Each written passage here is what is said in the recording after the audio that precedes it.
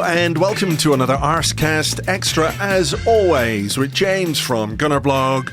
Good morning to you from good afternoon here. Good morning, Andrew. Yes, from my morning to your afternoon. How's it going? It's going okay. Sun is shining, still very warm, so enjoying this little bit of summer that we're getting here in Ireland. So it's all very pleasant. And I'm hunky dory. How's it going your end? Not too bad. A little bit hungover, I must say. Celebrating something? What could that be? I watched the England game at a fan park yesterday. Okay. And there was an incident with a margarita, basically. So I was served this margarita and it had a fly in it. And I was like, excuse me, there's a fly in my margarita.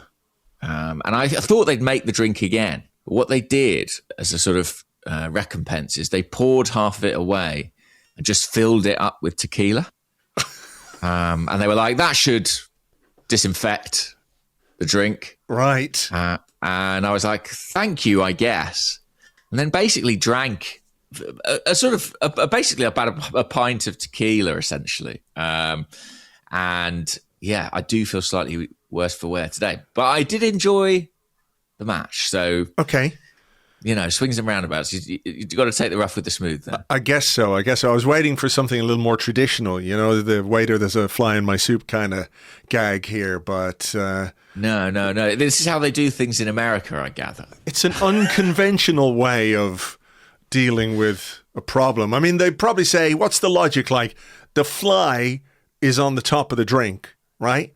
And whatever fly business he might do or not do probably doesn't have the requisite jet power to get, I guess, halfway down the drink. That's where they decided. That's clearly what they're thinking. They're also thinking, I'm working this bar under considerable pressure. I can't afford to remake this man his drink. I know. I'll pour half of it away and replace it with more valuable liquid. I mean, even though I would say I don't think that made it taste particularly nice. No, there's a balance required for cocktails, isn't there? You know, if you give somebody, well, here's a margarita and you give them a pint of tequila and just sort of a squeeze of lime, that ain't going to work. You know? If I'd wanted that, Andrew, in many ways I would have ordered it. But I didn't. No. But nonetheless. So anyway, I felt quite relaxed during the game.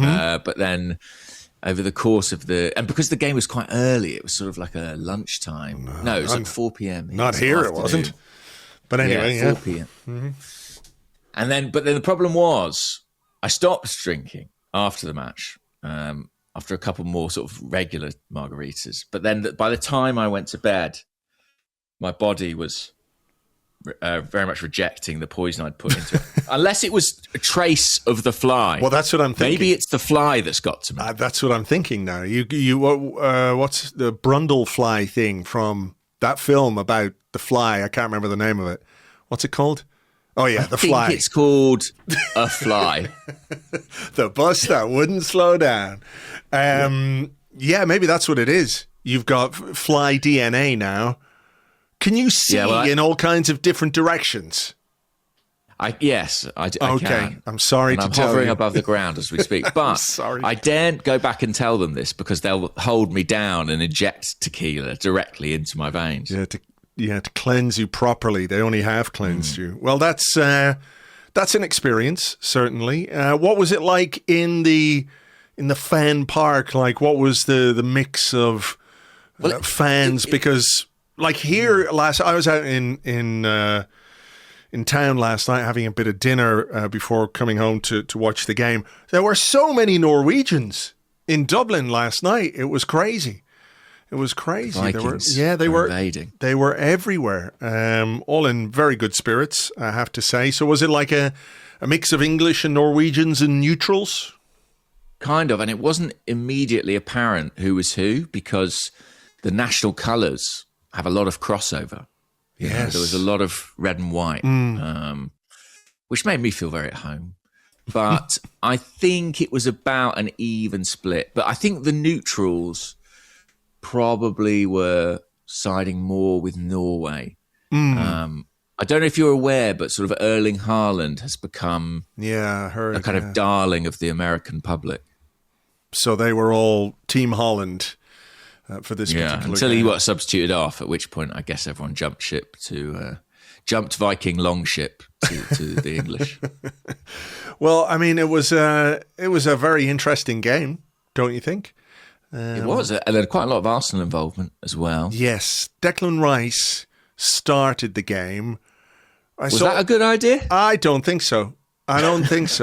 Because, listen, we sort of make jokes. I made a joke yesterday on the blog about how it's a bit like that Monty Python and the Holy Grail thing with Declan Rice. You know, it's just a flesh wound and he's sort of going about on his bloody stumps.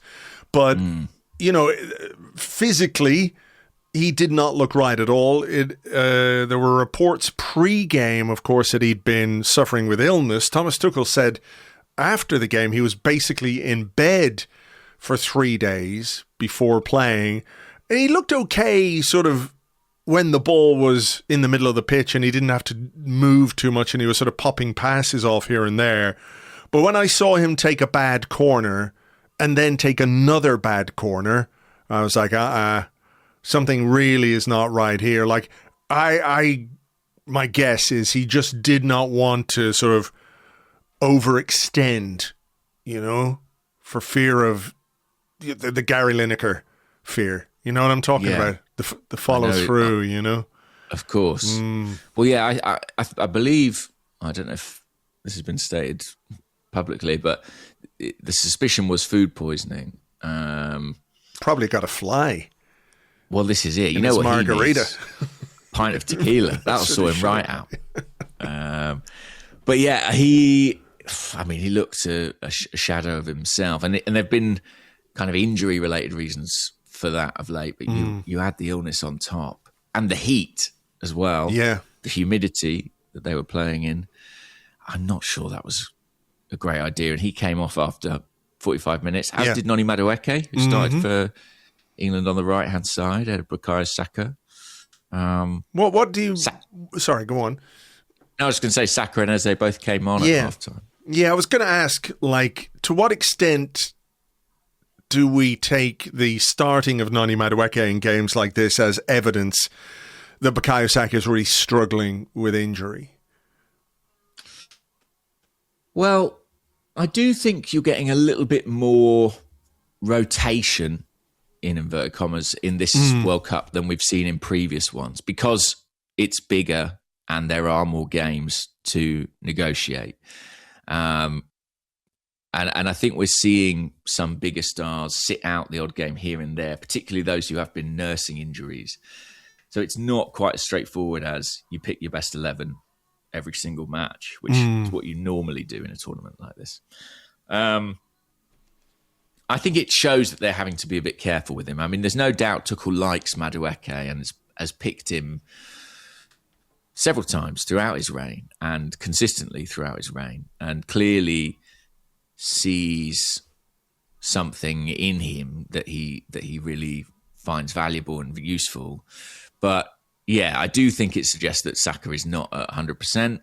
I think we know he's not 100%. But even so, I thought in his time on the pitch, he had a couple of good moments. There was one really nice curling cross to the back post, one very good run where he went on the outside and fizzed it across goal. No one was quite there to put it in. So of the two, I thought he was the more impressive. And in fact, I sent you the clip this morning. Zlatan Ibrahimovic didn't really pull any punches in his, or indeed taekwondo kicks in his analysis of Noni Madueke. No, he basically said that England were playing with a man down because of Madueke, which is maybe a little, I guess, exaggeration. I think that was a bit harsh. Yes, but it wasn't great from Madueke. Like if Rice came off, and I think Rice came off, it wasn't tactical. It was to do with, his illness, obviously. But Madueke coming off wasn't really a surprise. Like I don't think he was particularly good. And at that point, it was 1-1, and we'll talk about the goals in a second. But yeah, there is a sort of tendency, isn't there, sometimes in punditry to say something, that'll catch a headline or hammer home a point when you could probably make that point in a different way. Yeah, I think so. But that's Zlatan for you, I guess. The Noni Saka thing is interesting. I mean, they really have kind of shared the minutes at this World Cup, and with 2 games for England remaining, you would imagine Saka will get the nod, but we shall see. And then obviously on the Norway side, Martin Odegaard played well. Yes, again, it was another good performance from him after a good performance in the last game. But he's gone home now. He gets some rest, gets some holidays. And I do have a question about Martin Odegaard, which we'll probably save for part 2. But what did you make of the first half and the way it sort of played out? Norway went ahead through a guy whose name I can't say. And then just before the break, England scored a goal which has turned out to be a little bit contentious because of the idea that the ball hit a cable from the goal kick, Nyland's goal kick. Norway seemed quite convinced that the ball hit the cable and then fell down in an unusual way. It fell straight to an England player. England then brought the ball forward. Jude Bellingham did really, really well. And scored a very, very good goal to make it 1-1. FIFA have the technology, of course, to know if a mere hair, has brushed the ball. But in this instance, it couldn't pick up a cable if a cable was hit at all. Where do you stand on this one? Because Norway were certainly convinced, but England, Thomas Tuchel said, well, if FIFA don't say something happened, then nothing happened. Yeah, I've always wondered if this would come into play. You see those big spider cams above pitch level and the cables. I mean, I've watched the footage several times. I personally, I don't think it's conclusive one way or the other. The ball does seem to fall out of the sky somewhat. But my feeling is there's quite a lot of sky for it to fall out of. And I'm not sure how that disadvantages one team over the other, particularly. But yeah, I kind of think it's a bit of fuss over nothing. But FIFA's the interesting part is the technology aspect and FIFA's insistence that this didn't happen and that they have this kind of definitive tech within the ball that shows any deviation or change of pathway, which is obviously designed to help with offsides and the like. And that they're insistent that there was no deviation, whereas Norway are absolutely convinced there was. So quite an interesting distinction there. And I think by the letter of the law, if the ball is touched by something outside of the 22 players and the woodwork, I think it's a dead ball at that point in time. Yeah. So I don't know. What do you think? Do you have sympathy? I mean, there was still plenty for England to do after the ball fell. I think Norway. That's kind of how I feel. Norway could have defended it better, and like you, I've watched the footage. It does seem inconclusive. I will say I completely distrust the FIFA technology in the ball, by the way. I have no faith in that whatsoever as a way of saying it did or didn't happen definitively. Because I think many people will share that. Yeah, exactly. We talked about the Croatia one. Where I just don't believe that it was able to detect a strand of hair. I simply don't believe that is the case.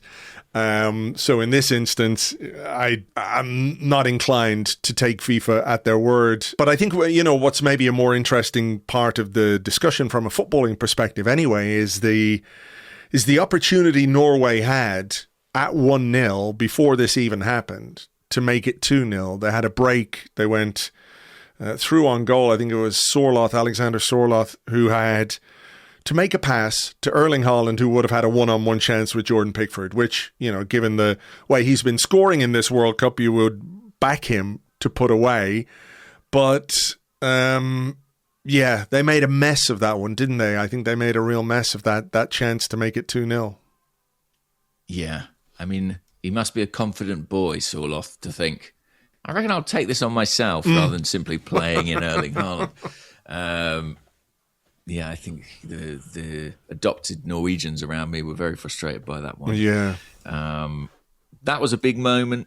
Norway had a goal ruled out as well for VAR. I felt correctly, even though Elliot Anderson, I think, is pretty cute in terms of making sure he goes to ground there. Yeah. I think if he doesn't go to ground, I don't know if it is pulled back. I think it's very soft. It's just sort of one of those where two players are grappling and Haaland, it gives him a little push to make his move and make his run away, as you see players doing all the time, and Anderson sort of falls over. I think it is probably the right decision, based on what we've seen, but I don't know. It felt soft to me. Like I'd be a little bit annoyed if an Arsenal goal was ruled out for something like that, Even if I could understand why the officials came to the decision that they did.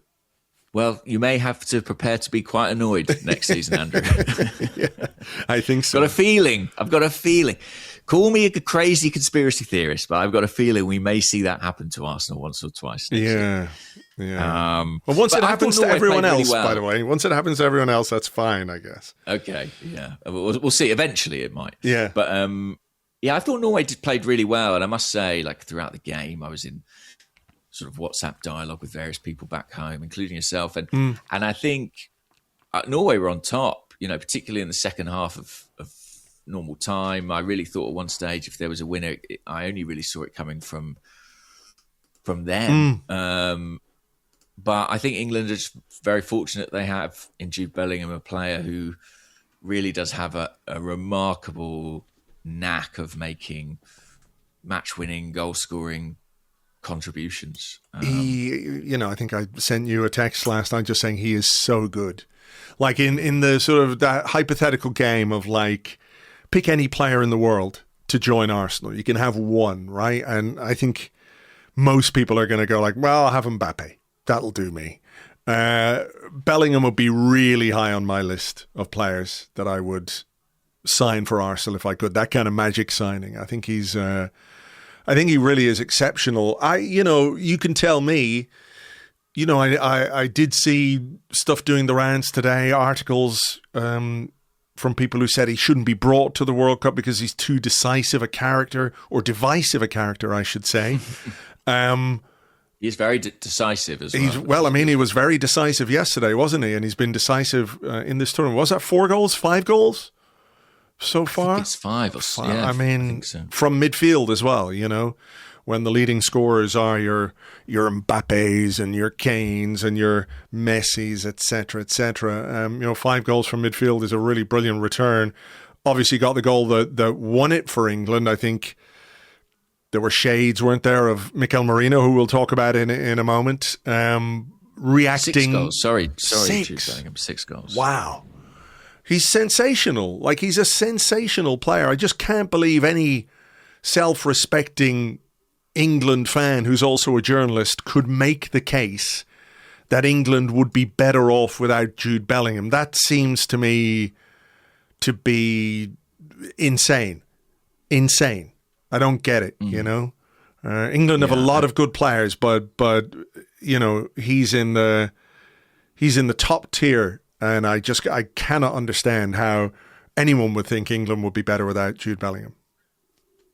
No, I think that's fair. He's really proven his worth and his quality, and there was debate coming into the tournament about who would start in that position. Thomas Tuchel had kind of shown an inclination towards Morgan Rogers. I have to say that on reflection now, that looks to me like quite smart management. I think that whatever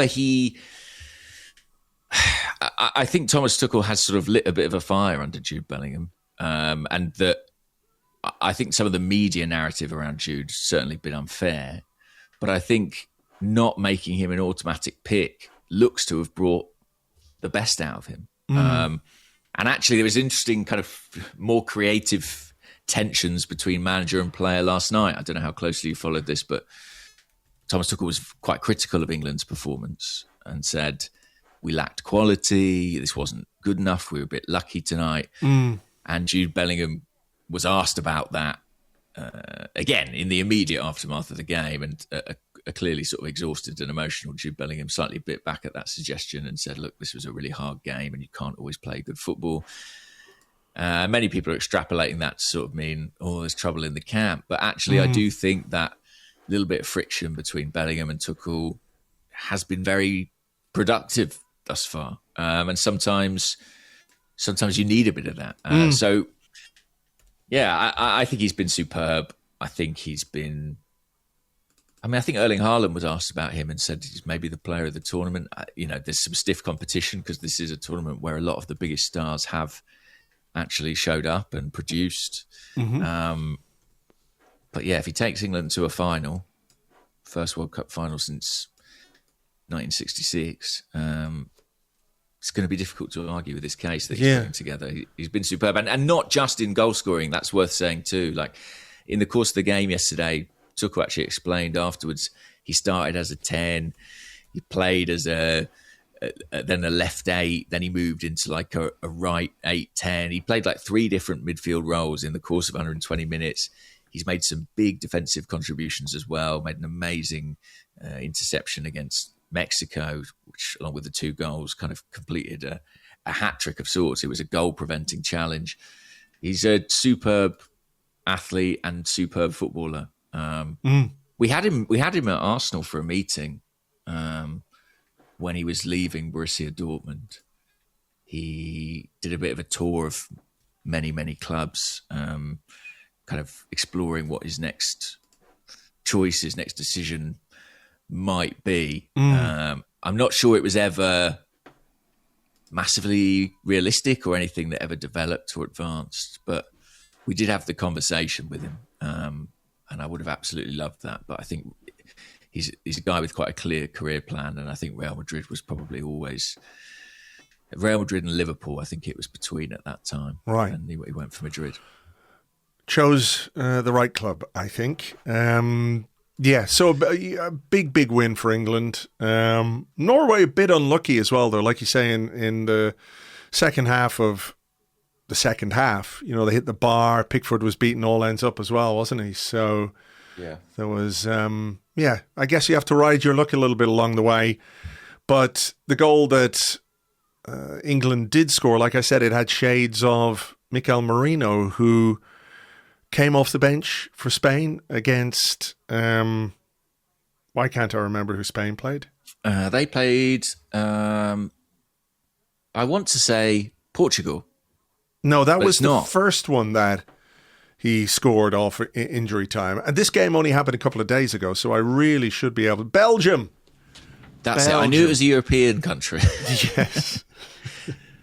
Yeah. It had been managed by Roberto Martinez. I knew those things. Yes. But couldn't quite nail it. Apologies to all the Belgian listeners. Apologies to Leandro Trossard. And to Leandro Trossard, yeah. So the goalkeeper...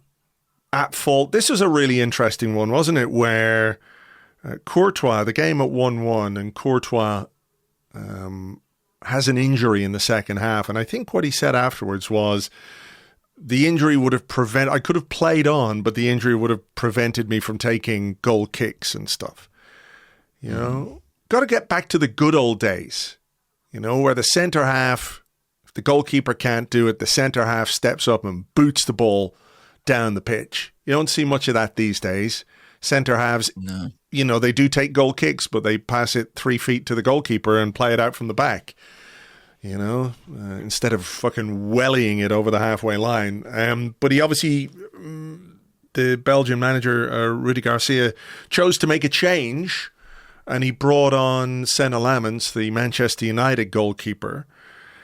Spain eventually brought on Mikel Merino. They brought on a couple of far inferior forwards in the shape of Ferran Torres and Nico Williams before Luis de la Fuente decided enough is enough. I know what we need. I know what the world needs. I know what Spain need. It is Mikel Merino. There was a shot from outside the box. The goalkeeper spilled it, and who's there first? Took the ball away. Our man. What a man he is. And what a tournament he's having. You're talking about Bellingham being up there for player of the tournament, neck and neck with Mikel Merino. I'm joking. But he's had a big impact in the last couple of games for Spain. And You know, those penalty box instincts that we've seen at Arsenal more than once have come to the fore. Yes. If he'd started every game, the Golden Boot race would be over. That's for sure. I like Mikel Merino very much. I'm very grateful to him. He's made me look very clever out here because I think before the previous round, I was eulogising about his ability to come off the bench and make clutch contributions to the locals, and he's proven me right, which is always a lovely feeling.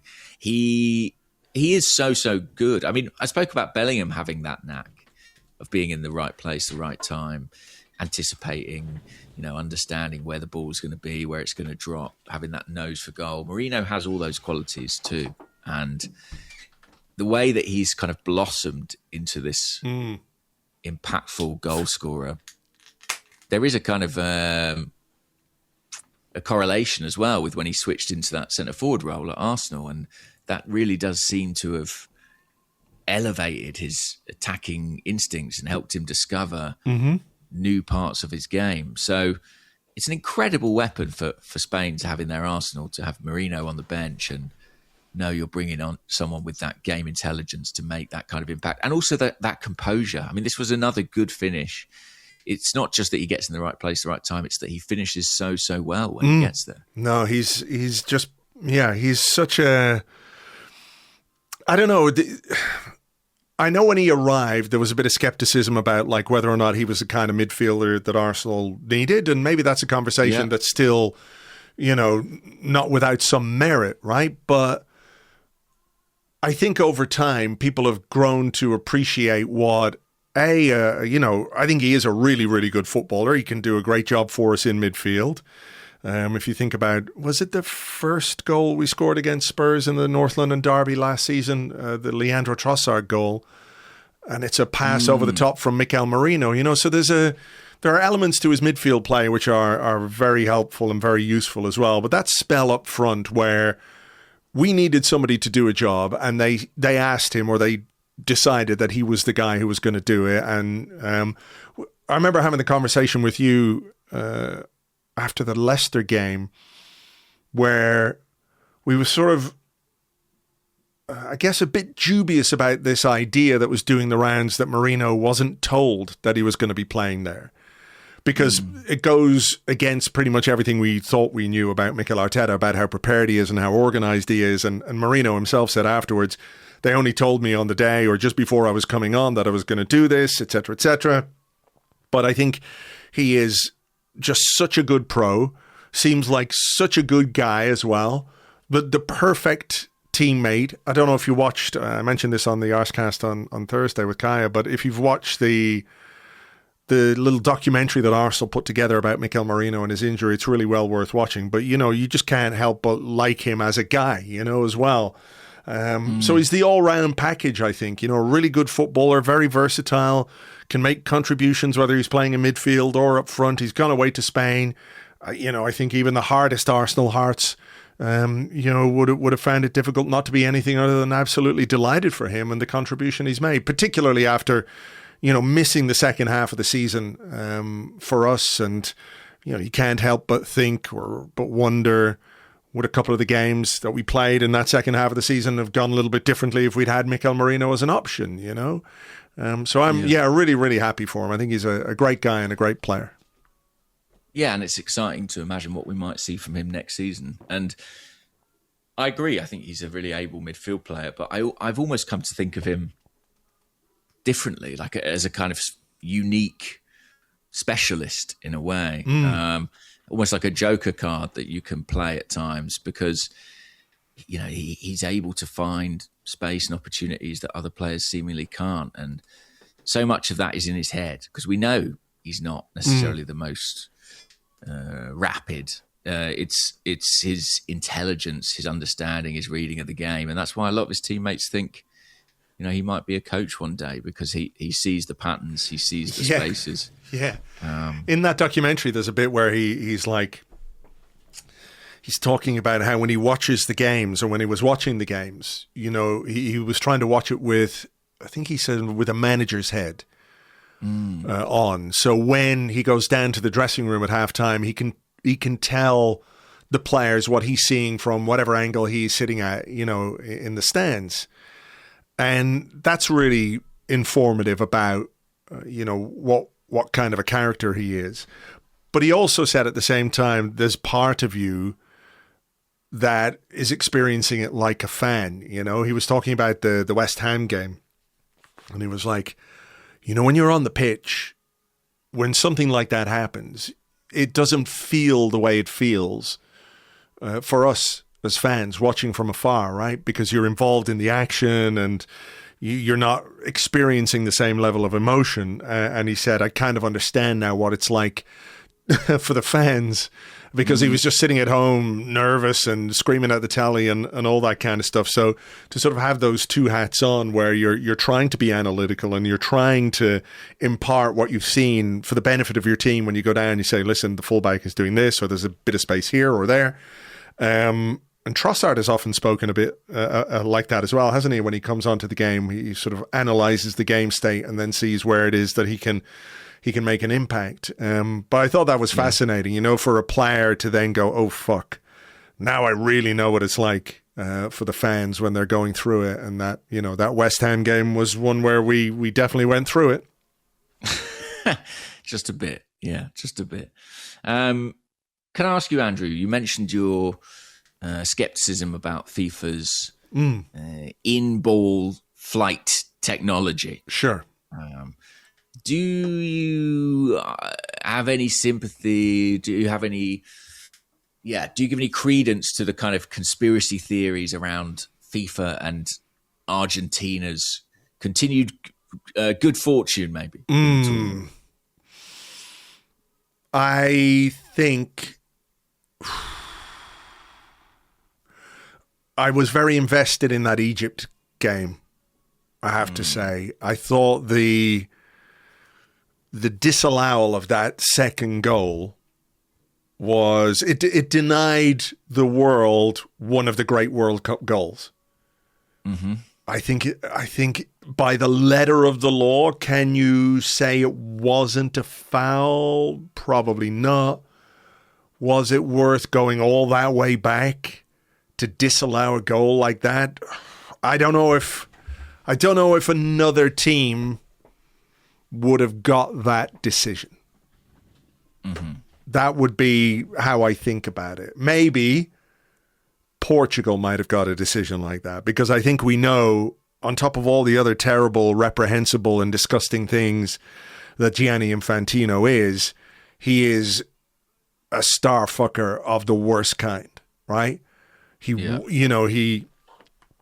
wants to be seen on the same level as Messi and Cristiano Ronaldo and all of these people.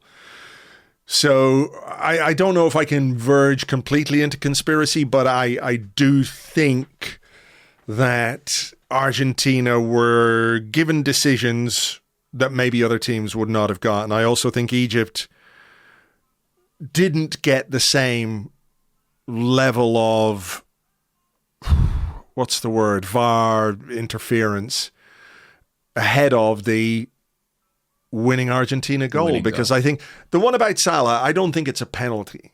I think it's just the threshold for a penalty is higher than a foul outside the box. We know that.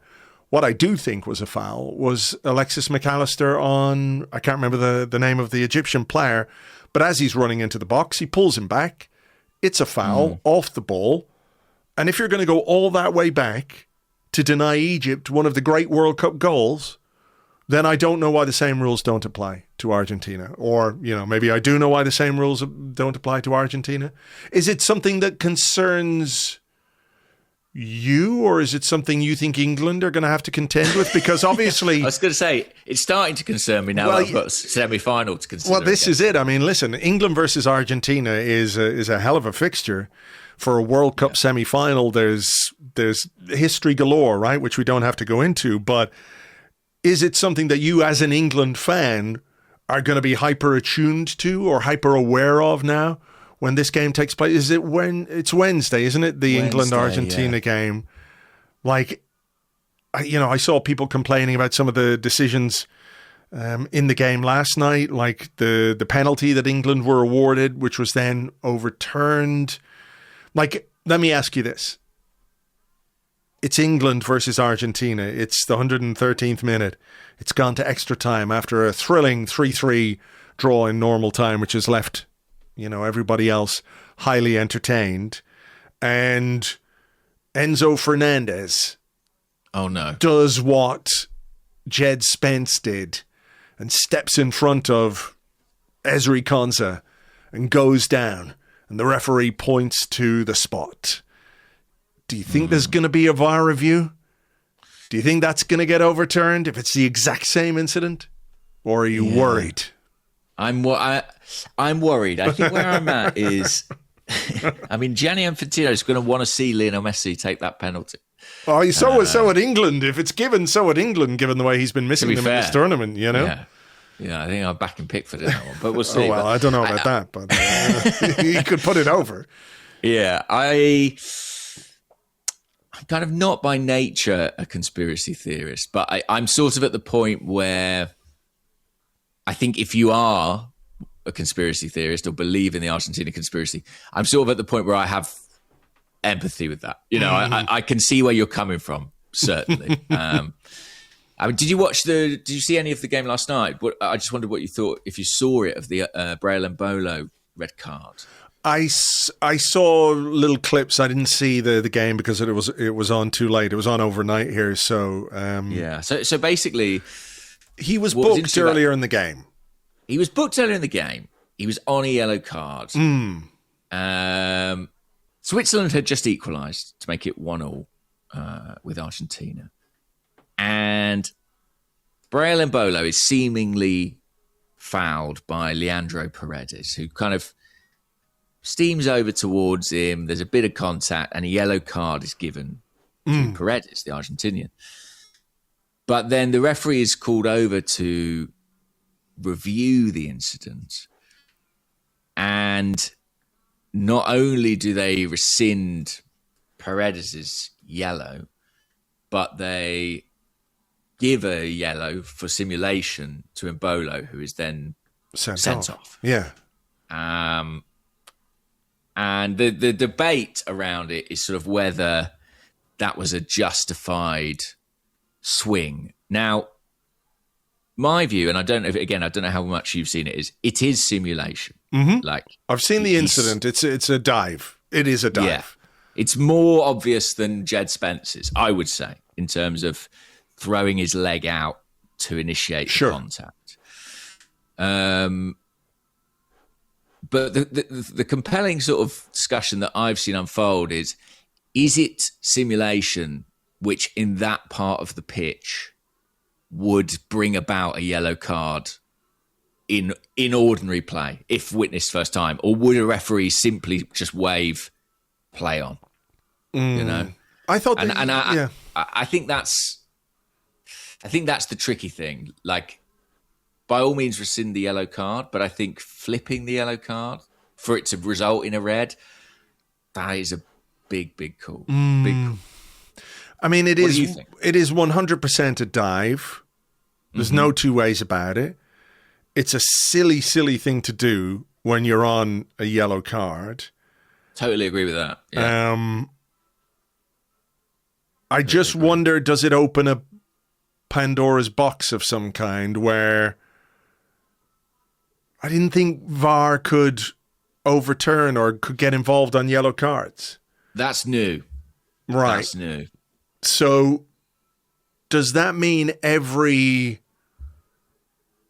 dive or act of simulation, regardless of where it is on the pitch, whether you're trying to win a penalty or just trying to win a free kick on the halfway line, does that leave those incidents open to VAR adjudication in every game from now on?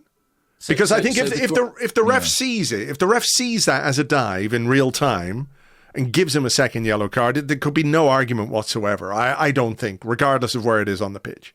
I think it's so blatant and so just daft. I don't know what he's trying to do there. I think he just obviously maybe he anticipated contact, but you can see there's a sort of the way he sort of throws himself and jerks his body. It's just a weird, silly thing to do when you're on a yellow card already. So, I don't know. Yeah, I heard an explanation by an ex-pro. I don't know how much credence to give this, who sort of said, when you're a player in possession and you see a player sprinting over to you at the speed that Paredes was, there's a degree to which you anticipate that contact and almost kind of you sort of pre-fall, so partly to sort of spare yourself. And I'm like, yeah, that could be true. I can accept that could be true. Pre-fall. Pre-fall. Yeah. I love that. That's my word, not his. No, I get it, but I like it as an idea. I'm just pre-falling here, just waiting for you to kick me. I mean, he was incredibly emotional in Bolo afterwards, and I have to say, like, that elicited a lot of sympathy. I did think that was presumably partly his kind of frustration with himself. I mean, he must have recognised this was an insane thing to do. The way in which it was overruled is to do with a new wording of a law around mistaken identity.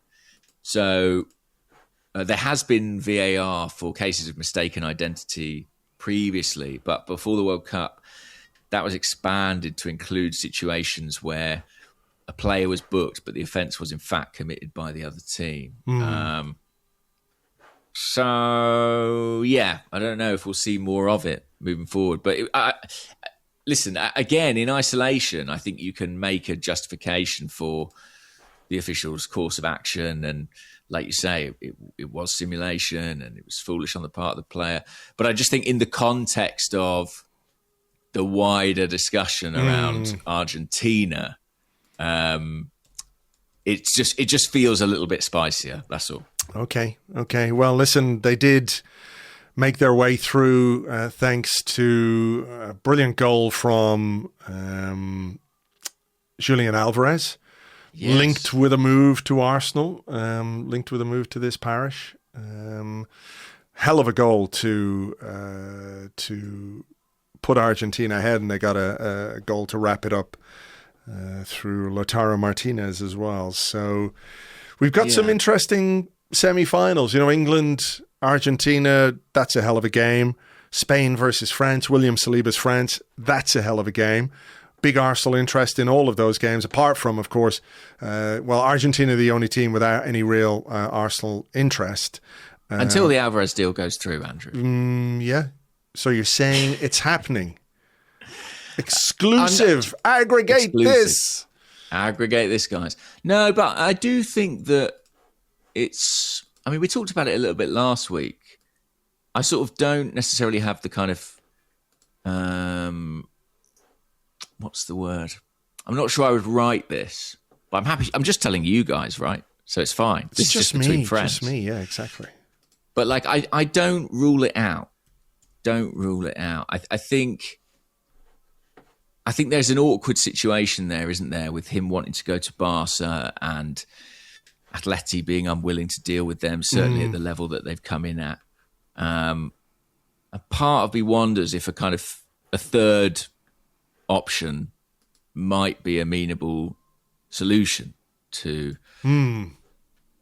Julian Alvarez and maybe to Atleti. But I think it's one of those we're going to have to kind of watch and wait and see. And what I do know is that Mikel absolutely loves this player. And whenever Mikel Arteta is enamoured with a footballer to the degree to which he is enamoured with Julian Alvarez, I can just never quite rule out him getting his way.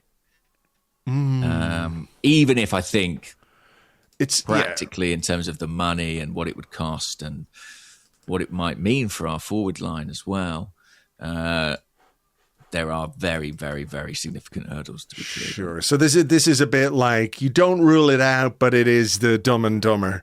So you're saying there's a chance, kind of vibe. I guess so, but my detractors on Twitter always say I love to rule things out. That's and true. Spoil everyone's fun. That's true. So I suppose all I'm saying here is that I'm not entirely ruling it out. I still, I just think whenever I hear that the manager is sort of as a bit like with Alexander Isak a year ago. You know, it always looked difficult, but you could never quite say never because we knew that Arteta loved him. And it didn't happen for reasons that Julian Alvarez might not happen. But I do think it's a worthwhile conversation. And I wouldn't tell any Arsenal fan this morning who's watching that goal, feeling a little bit excited about it, that they're entirely wasting their time. Right. Okay. So they're definitely going to aggregate that. Yeah, and then it's when definitely happening. You heard it here first. And then when you write the article on August 31st about how actually Julian Alvarez is not coming, it'll be all your fault as well. So I look forward. You've got a lot to come. You've got a lot to come. I know, mate. Well, there you go. Anyway, listen, we talked about the France game and Morocco on the Arsecast on Thursday, so we don't need to do that. William Saliba's back, appears to be holding up okay, although I'm sort of watching him closely. There was a moment in not the Morocco game, but the game they played previously, and I think he sort of chased somebody down and won the ball in the corner flag, and everyone was going, wow, an amazing piece of defending that was. And all I could see was just this wince on Saliba's face after making that run, because he's got this back problem that may or may not require surgery, but certainly not one that's going to get fixed between now and the World Cup final if France get there. Right, will we take a little break and then come back and do some questions? I think we should. Why not? Okay, well, you guys go get yourself a cuppa or a beer. It's a Sunday. You're allowed to have a beer on a Sunday. We'll be back with your questions and more in part 2 right after this.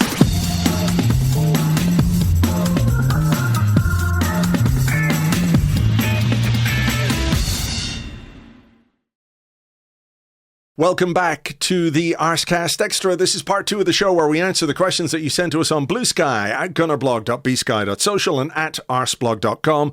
Also on the Arseblog Discord chat server, which you get access to if you are an Arseblog member on Patreon. And we did our first new player podcast of the summer, James. The exciting, enthralling arrival of Ilham Meslier as the backup / third choice goalkeeper. Yeah. Fun times. Blog bringing you the stories you want to hear once again.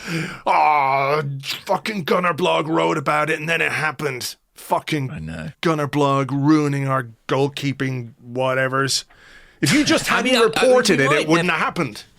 We might never... I don't know how much we'll see Ilham Meslier play for Arsenal, but I'm thinking probably not a great deal.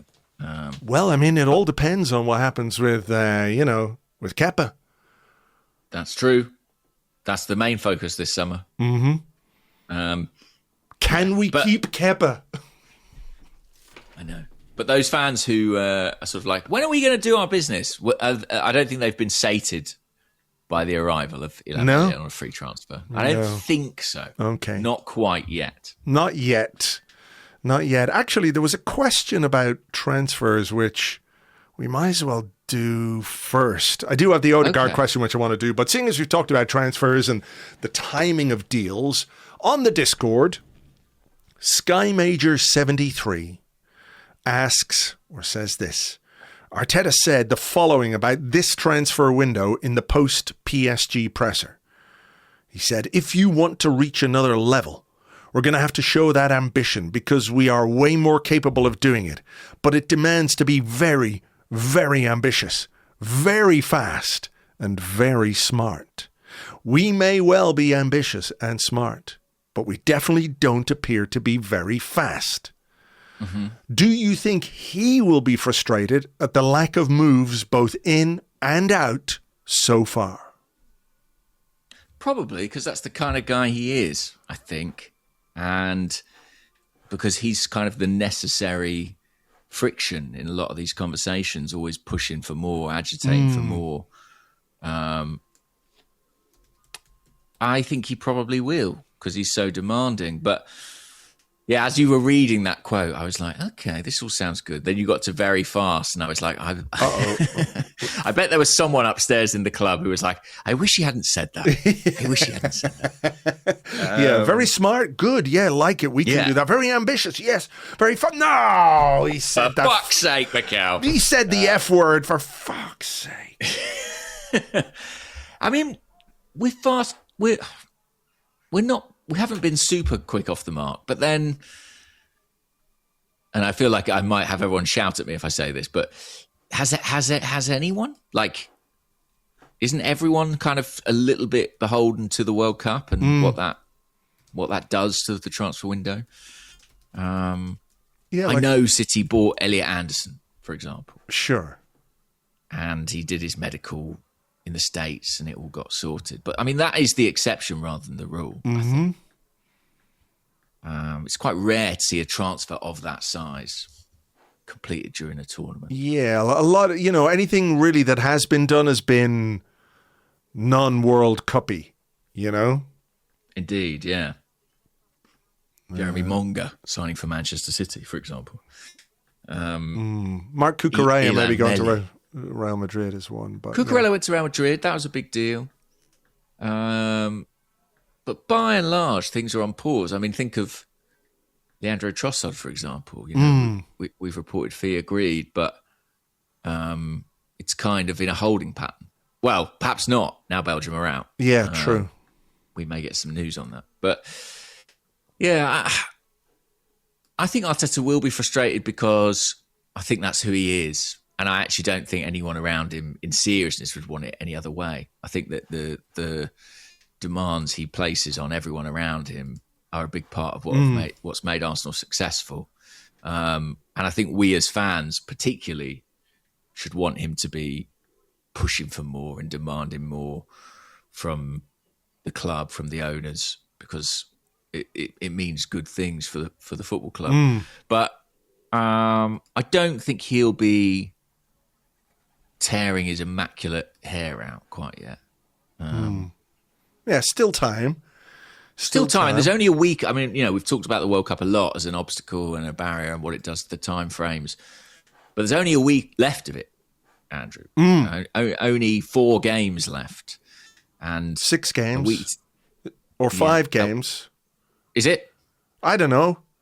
2 games and a final. 4 games, you're right. 2 semi-finals, a final and a third place playoff that no one really wants. Yeah, that's it. But so in a week's time, it'll be over. So I suppose let's see where we are in 2-3 weeks. I mean, it is remarkable how soon we're kind of back into pre-season. Yeah.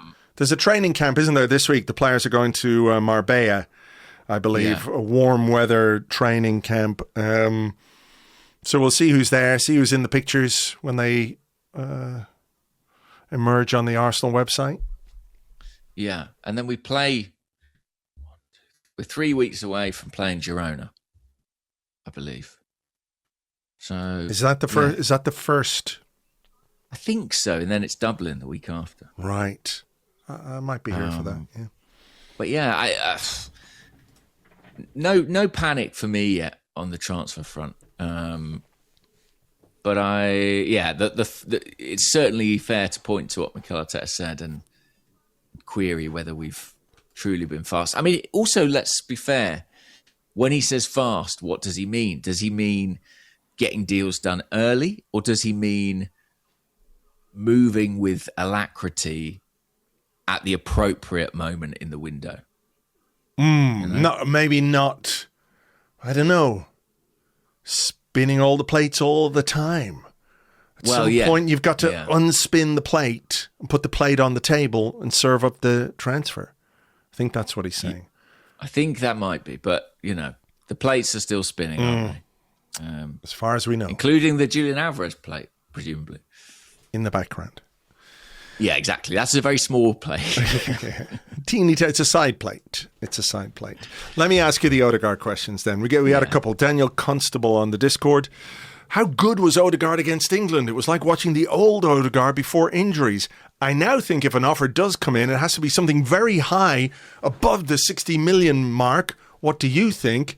And Joseph Laycock on Blue Sky, who's JG Laycock, says, Martin Odegaard, where do you stand on the debate around his future and a place in the team? He's an incredible captain, midfield glue, outstanding in the press, but somehow it's hard to imagine his relentless all-action play translating back to Arsenal. I thought he was good. I think he's had a good World Cup. I agree. I think it's been a very useful World Cup for him. Yeah. The sort of one thing it does make me think is Norway his team in a way that Arsenal kind of was his team at a point in time and doesn't feel quite the same anymore? Like, is Norway kind of set up for him to flourish and to lead and to be the sort of chief instigator in a way that Arsenal have slightly evolved away from? That would be my caveat, I guess, against the performances. On his future, what I can say is that, like, in the strongest possible terms, I've been told that his focus is on principally the World Cup and then coming back to Arsenal and being a big part of things at Arsenal next season. I don't think he is looking to move, agitating to move. I think he's very happy in London and at Arsenal and wants to continue to build a legacy there.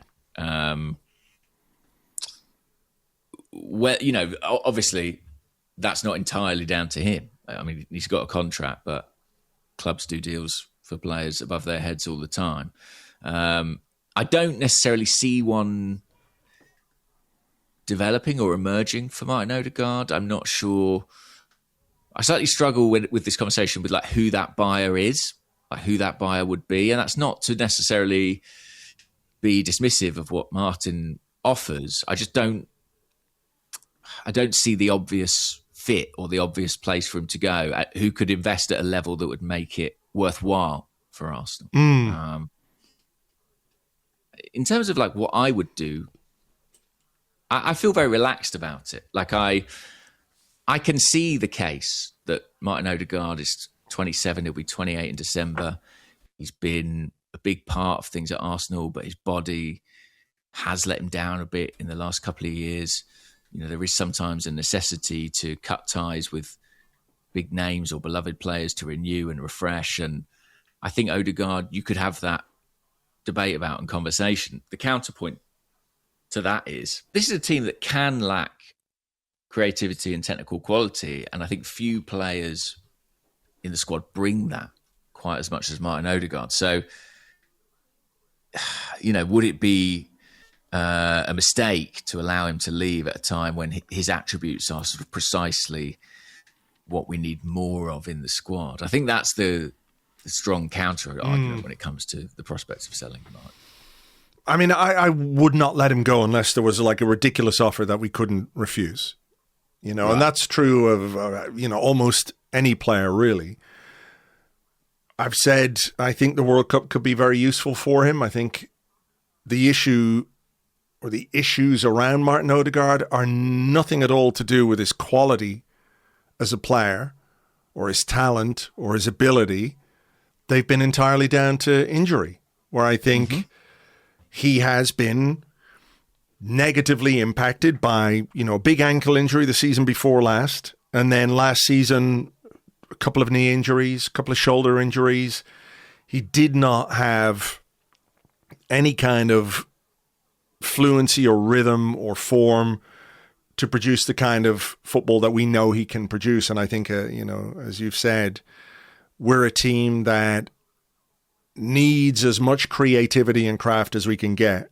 So unless the offer is big and unless that money is then used to bring in players who can offset what you would lose from a technical perspective with regards to Martin Odegaard, then it's not a deal I would do. The ideal situation for me is now that Odegaard has gone. He's had a World Cup. He's found some form. He's found some rhythm. He wasn't overworked last season because of the injuries that he had. He can now have a bit of a break, bit of a holiday, and come back and hopefully take that World Cup form into next season for Arsenal. Because, if he can do that, then I think, we stand a chance of winning more games. So no, it's not something I would countenance, unless the money was ridiculous and unless Arsenal were absolutely prepared to reinvest that money in players who bring a level of technicality and creativity to a team which, really needs it. And as we've said previously, with Leandro Trossard going, we're losing some of that from the left-hand side of the pitch as it is. Now, I think some people believe there may be an association between Martin Odegaard's future and Ethan Nwaneri's future. We had a question here from Matthew Miller, who's at King Clovis on Blue Sky. And they say, last month, the news that Emerson Nwaneri was set to leave the academy was interpreted as an indication that Ethan was on his way out too. Now it's being reported that Emerson is staying. Does that change your thoughts on Ethan's future at the club? Yeah, we had the same question on the Discord from Lisa as well, who asked the very same question. I mean, I don't know the ins and outs of this, to be honest. Reporting about stuff at youth level is quite difficult, isn't it? Because, the players don't have contracts which tie them down. They can't sign those contracts at a really young age and stuff. I mean, I guess on the surface, you'd have to say it probably is a good sign. I don't know what it means for Ethan next season. I had a bit of a conversation with Kaya about this on Thursday on the Arsecast, where I think when you look at the midfield options Arsenal have, and if they bring in Morgan Rogers, and if they bring in Bruno Guimaraes, where does Ethan find the minutes he needs next season? And my sort of contention would be a really good loan move, a Premier League loan move would be very beneficial for Ethan. We don't have to make a decision on him at such a young age. And if he goes, to a Premier League club and really does well, then it stands Arsenal in good stead. I would prefer for Arsenal to keep Ethan Nwaneri than to sell him this summer by some distance. Maybe the Odegaard situation is related to that. I don't know. Maybe if they are prepared to let Odegaard go, they see Ethan as that guy. Not necessarily sure it's a like for like, I think they're different players. Even if you could say, right, well, if you were to list out the squad, who would be the sort of analog for Martin Odegaard in terms of position and playing style, Nwaneri will come into that conversation. He's good on the ball, he's left-footed, but I don't see him as a very similar player to Martin Odegaard. I don't see him as somebody who could, for example, control the tempo of a game. I think what he can do is add bursts to a game, if that makes sense. I think he's the kind of guy who can make things happen in the final third or apply the finish in the final third in a way that Martin Odegaard doesn't always. I don't think it's something that's completely beyond him. But Nwaneri for me is a bit more Rositzky, if you like, than someone like Martin Odegaard, who I think, people have been impressed over the course of this World Cup with the way he has controlled games for Norway, Yes, I know what you mean. Does that make Ethan sense? Is kind of more impact, and Martin is more control.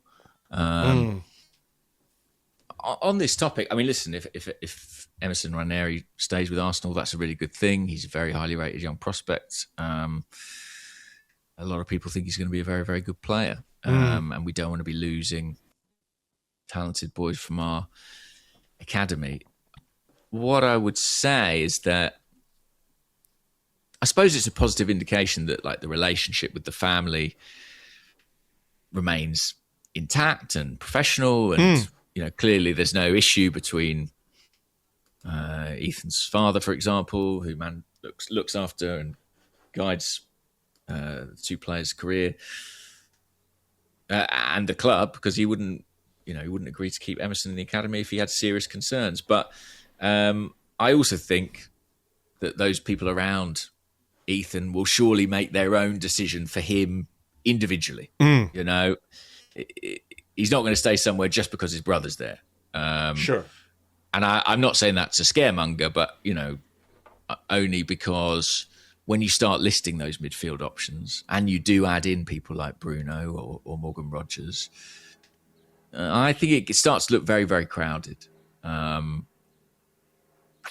did see a story this week about Christian Norgard potentially going out. There was a link with the Middle East, maybe. So that would offset that problem somewhat. But yeah, I think Ethan's family and the people around them advising them will make a distinct decision over his career from Emerson's, and I hope that's to stay at Arsenal. I really do think he's still got a lot more to offer, and I have this nagging feeling that if we let him go, we will come to regret it. Yes, I'm with you on that one. Yeah, like at least without the what feels like, and it's sort of not the right way, but a fair shake. You know what I mean? And I'm not saying he's been treated unfairly, but when I see a 17-year-old break through and nearly get into double figures for goals in their first senior season, you can't help but be excited by that, because even somebody like Cesc Fabregas only added goals to his game once he had matured, quite a bit. And I know they're not playing in the same position, et cetera, and Ethan was playing in more forward positions because he was deputising for Bukayo Saka at that period. But I think there's just talent there, and there's an ability in the final third that's there. That's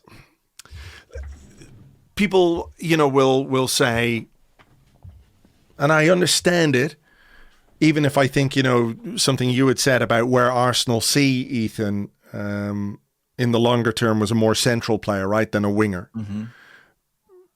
I understand why people will say, well, why are we paying 45 odd million for Noni Madueke when you have Ethan Nwaneri there? And I know it's not exactly that. I know it's not like for like and all that kind of stuff. But I would be really disappointed if Ethan Nwaneri's time at Arsenal came to an end without us being able to say, as fans, sort of definitively or not, okay, I can see why Arsenal made that decision. The only reason I can see right now for Arsenal to make that decision is financial. Yeah. And there's a logic to it. If you keep spending, you're going to have to bring some money in. And who are the players who are most valuable? The ones who cost you nothing, the ones who've come through your academy, right? The hashtag pure profit, right? Which, whether you like it or not, does make sense, at least on that level. But I don't think there's a real footballing case to be made that we should be letting a player of that talent go this early in his career. And if you think he still has, work to do, or if you think he still has to develop or mature or improve aspects of his game, that's fine. But that's what a good loan deal could do. Yeah, that's interesting. So would you be thinking about a loan potentially again for Ethan this summer? Yeah, but not to fucking Marseille. I know there was some method in the madness there, right? Because they thought De Zerbi was the kind of coach who could help Nwaneri, and Nwaneri suited the kind of football that he wanted to play. But with hindsight, not a great move. And I think, coming into a new season, and, all the way through a summer, whoever's in charge of making the decisions and working with players when they go out on loan, like, are you telling me there aren't like 7, 8, 9 Premier League clubs that wouldn't take Ethan Nwaneri on loan this summer? Of course, I'm sure. So that's what I'd like to see, but we'll see what happens. Yeah, I think it's interesting in an episode where we've talked about Jude Bellingham, Mikel Merino, that capacity to find space, find opportunities in the penalty box, and the composure to convert them when they arrive.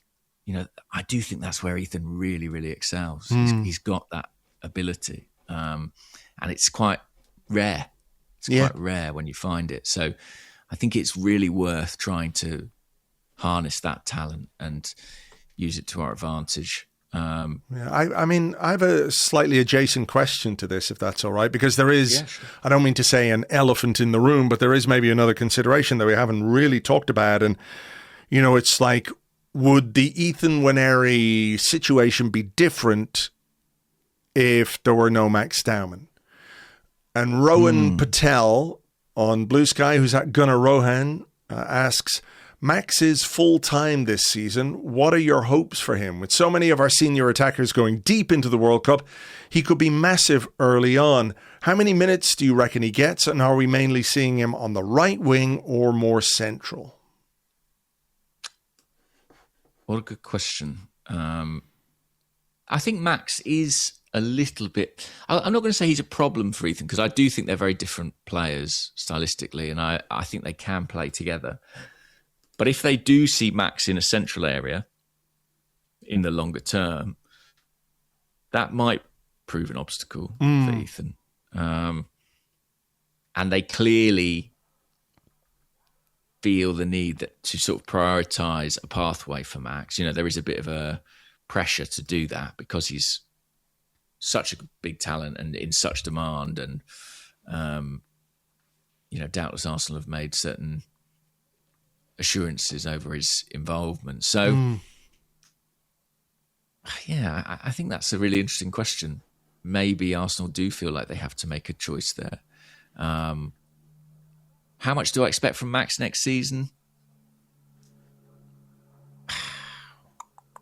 I think he'll be involved. I don't see it being dramatically different to last season, really, where I think he'll play in the cup competitions. I think he'll make a lot of substitutes benches. I think he'll get on in the right game state. I think he'll probably still be playing more on the right-hand side. I just think he'll get afforded more opportunities there, particularly early in the season. If you think, Madueke and Saka will both be coming back from quite long World Cup campaigns, I think there might be a bit of an opportunity for him on that flank. I think he'll certainly get games there in pre-season. And if, like last summer, he impresses, that could translate into the Premier League. And then who knows from that point on? I mean, I think we'll see more of him. But you've still got to remember, he's still very young. He's still 16. Yeah. I think pre-season will tell us, a bit about what we might expect. Even if, as you say, there'll be some absences during pre-season because of World Cup and World Cup commitments. By the way, I've just seen a headline: Arsenal pushing to seal quick transfer for Argentina's World Cup hero, Julian Alvarez. Comes from Miguel Delaney, who says Arsenal are attempting to get a deal for Atletico Madrid's Julian Alvarez done before pre-season, as competition for the player looks to have regressed. Is he listening in? Are you outside my window, Miguel? Interesting. Miguel? I mean, but equally there are stories doing the rounds about Barcelona stepping up their interest again. I mean, part of me thinks when a player scores a goal like that in a moment like that, there are always going to be headlines. But as I said in part one, I don't think it's entirely out of the question. I think, but lots of things happen in football. I mentioned Jude Bellingham, coming for a meeting with Arsenal. I would be staggered if Arsenal weren't trying to have those conversations with a player like Julian Alvarez, but whether they come to fruition is another matter entirely.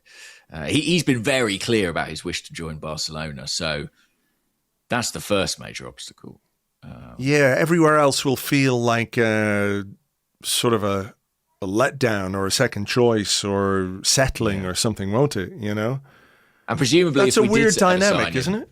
Yeah, if we did ever sign him, we'd have to put up with Barcelona transfer stories every summer. So we'd have that to look forward to. That would be quite nostalgic for me, really, to have our players linked. And then we just sell them Christian Norgard for 15 million. It'll be fine. That would be good, yeah. The Alex Song strategy. What were we talking about before Julian Alvarez to strike? Max Dowman. Ethan Nwaneri, all of that. Yeah, I still think right-hand side for the time being, predominantly. Do you? I think so. At his age, there's a lot of physical development still to go when you're 16 years of age. And that's the great unknown, Andrew. That's what I was about to say.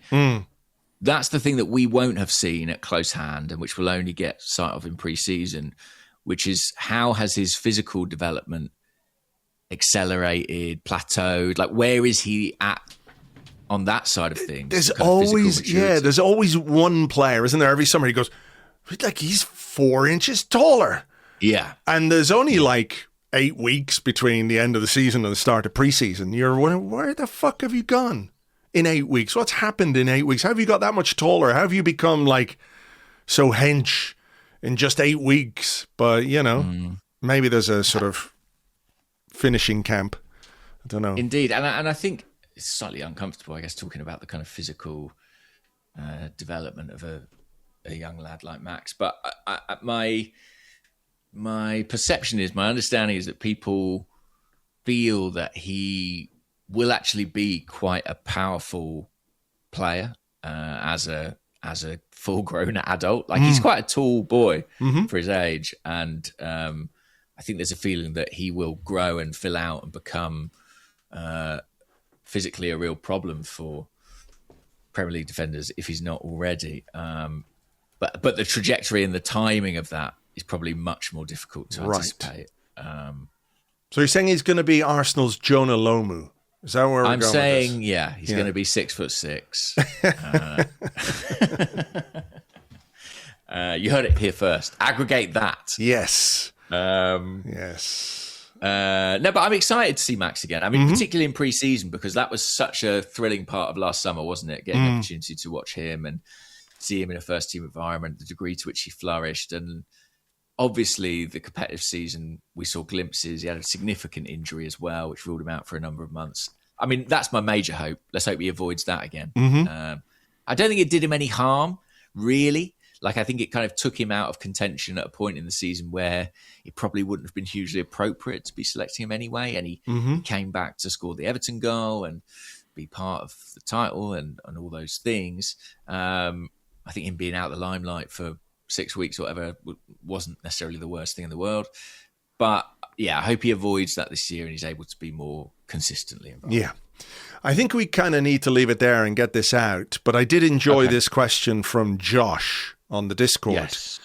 Josh said, I had a dream last week that Josh Kroenke was trying to buy Arseblog, and you guys asked me to tag along to help you decide if you should go through with it. We ultimately decided it was a bad idea for objective journalism. That being said, what would be your absurd condition you would negotiate with Josh? P.S.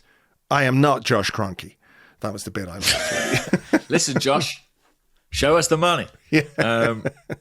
What would I negotiate from Josh Kroenke? Yeah. There was a time where my stipulation would have been that he rid himself of the beard.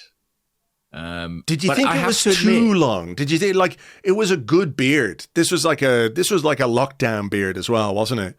Yeah. You know, but it was too long. It was almost like, this is sort of evil villain length. Yes, but I think he's got it in a good place. He has. It's looking good now. I don't know if it's just the fact that he's also, when I picture him now, it's also lifting the Premier League trophy. But that does help. Standing with Saliba and Gabriel, you know, he's got the beard in a good place now. So I couldn't really negotiate around that. I think it went too far. And I would tell him this to his face. Face to face. I might have to stand beard to beard. I might have to stand on a box to get face to face with Josh Kroenke because he is quite tall. He's very tall. He is quite tall. He's a good mentor for Max Dowman in terms of tallness. So no, he can keep the beard. I'll let him have that. Julian Alvarez. Is that the one? Yeah, that's a decent one. Get us Julian Alvarez and then we'll talk. And then we'll talk. Yeah, then we'll become your mouthpiece. You know, it's no problem. Yeah. For the greater good. Put your hand up my backside. Hang on. Where am I going with this? I think you're mixing... I was thinking like to operate me like a puppet. Yeah. It became very graphic very quickly. It did rather. I'm sort of struggling to understand how you want to be Josh Kroenke's ventriloquist dummy. But, you know, I think you might have just let something slip in your hungover state here, so... I did say I like his beard. You did. It is a good food. All right. Well, look. Listen, I think it's best I stop talking. I think so. I think that that pint of tequila is still swilling around in my brain. And the fly jizz that's coursing around your bloodstream right now as well. So quite right. Yeah. Quite right. Okay. Well, listen. All right. Let's get this out to the people. Let's do that. You go about your Sunday and have a wonderful time in Chicago. Oh! I promised the people that there would be a deep dish pizza update. And somebody said, are you just going to ask him if he had the deep dish pizza? And I said, yeah, probably that'll be it. But we're counting down now because your time in Chicago is finite now. It's coming to an end. There's only, as you said, 4 more games in the World Cup. And then you're back. You're being cast aside, returned to sender, back to London. So you've only got really, a week? To do the deep dish pizza, if you haven't already, and you're not about to surprise us with an exciting deep dish pizza update. So this is the update. The master of suspense that I am. Okay. I have not yet eaten the deep dish pizza. This is it. You're brilliant at this. You're like bringing it on to the next episode. Keep the listeners emotionally involved in the podcast. You know. Cliffhanger. Always leave them with a cliffhanger. Now, the twist is that I have been in the presence of my wife while she ate deep dish pizza. She was like, fuck out of here. And you didn't try and she was like, are you going to have some? And I was like, no. Because I'll tell you for why. Okay. Because we were not in one of the recommended deep dish places. Okay, that's good. This was like standard deep dish. This was bog standard deep dish, and I was like, I'm not going to allow, after these weeks of drawing this out, my first bite of deep dish pizza to not be one of the ones that people have messaged me saying you must go here. Did Camille like it, or? Yeah, she really liked it. Okay, and I really wanted to try it, but I couldn't. I think I'm going to go to Pequod's pizza. Is it Pequod's? Pequod's? Pequod. Pequud. That's the one that everyone's been saying you've got to I mean, there's been a few, but that's the one that's occurred most frequently. Right. So that's where I'll be. If you camp out there for the next 7 days, you will witness me go in and order a deep dish pizza. All right. And I'll try and document it in some way for you all. Seems like the least I could do. That seems like a good idea, you know. Because the people are desperate for this, Andrew. I mean, it just, in the absence of more exciting signings like Illan Meslier, people are desperate for some, great hashtag content. So, in my defense, I never said I would be very fast in acquiring the deep dish pizza. That's true. Anyway, we look forward to next week where it's just you going like, this is delicious. Just chewing. It's like sounds. Me at an airport going, I've never went to Pequod's. Get me some deep dish pizza before I get on this plane. All right. Okay. Well, we look forward to our deep dish pizza update next week. The World Cup semi-finals take place on Tuesday. It is Spain versus France, and then Wednesday, England versus Argentina. We'll talk about that later in the week. We'll talk about those games on an Arsecast later in the week. For now, though, folks, thank you so much as always for being here. Hope you enjoyed the show, and we will catch you on the next one. Bye-bye.